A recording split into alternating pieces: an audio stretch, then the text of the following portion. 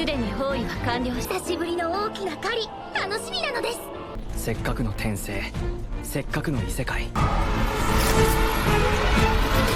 そのためなら全てを捨てられる。影の実力者に。 The Eminence in Shadow is a delightful journey through the world of fantasy and the irony of the generic isekai anime. This new isekai anime breaks the stereotypical tropes of its genre by absolutely clowning on what other generic isekai anime do. For example, we've all seen the overpowered protagonist blow through his enemies with ease, but have you seen a main character that fully knows he's the main character? I think not.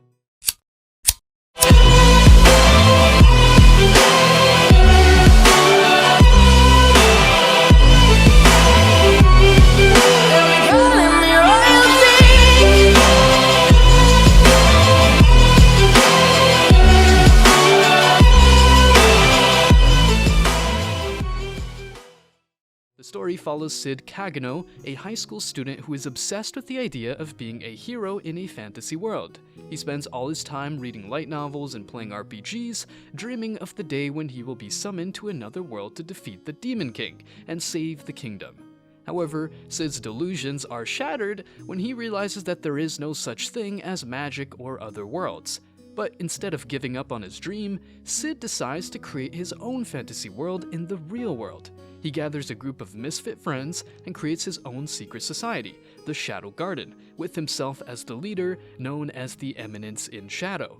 The group sets out to fight evil in the real world, using their knowledge of fantasy tropes and RPG mechanics to take down bullies, thieves, and even corrupt politicians. Speaking of our group, let's take a look at a few of the major characters. First off, we have our protagonist, Sid.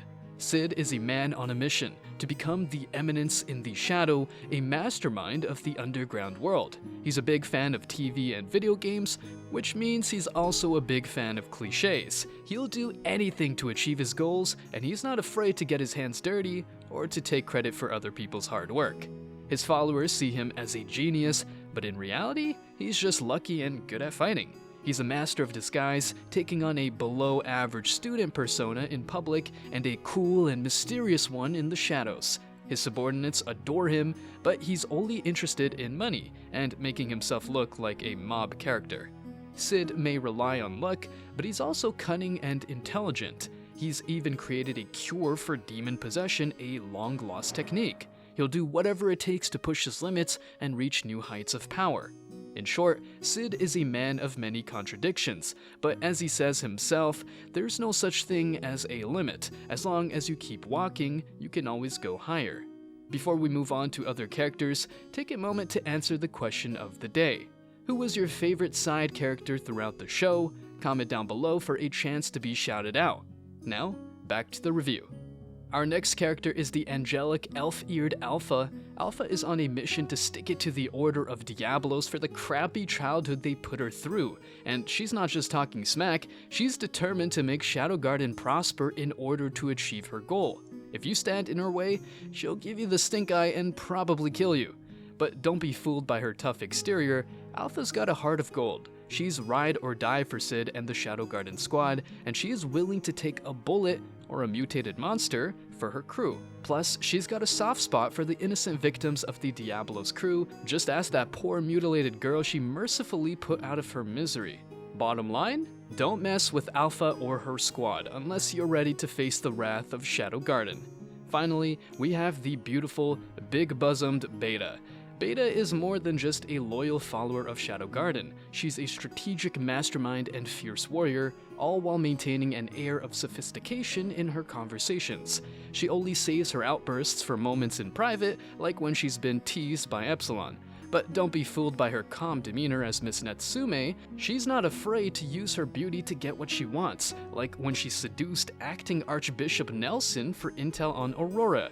Beta's devotion to Shadow Garden is only rivaled by her infatuation with Sid Kagano. She dreams of being swept off her feet by him and becoming his ultimate partner in crime.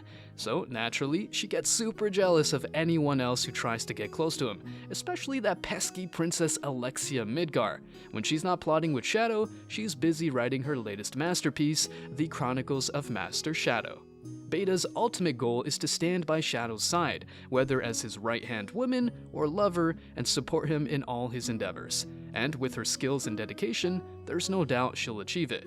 The anime is a hilarious parody of the isekai genre, poking fun at the tropes and cliches that are so prevalent in fantasy fiction. Sid's over-the-top delusions and his exaggerated sense of self-importance are both endearing and hilarious, and his interactions with his fellow Shadow Garden members are a joy to read. But The Eminence in Shadow is more than just a comedy.